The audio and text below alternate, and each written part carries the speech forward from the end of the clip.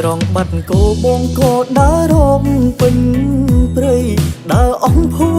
មិបីមិនឃើញគោអីបែរជាឃើញស្ងួនបងភ័យបាត់គោចាញ់ចិត្តដែលភ័យពេលបានជួបអូនប្រាំងប្រែរងាញ័រខ្លួនដូចធ្លាក់ដល់សូនអង្សា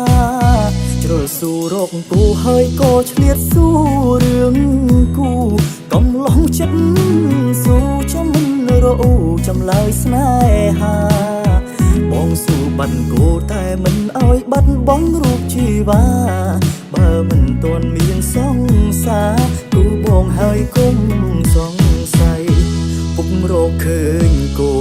ឯកូនក៏រកឃើញគូមិនបងអំយូរព្រោះខ្លាចមានគូប្រជែងចរណៃចំរោដៅជ្រូកនឹងស្រោតសុំ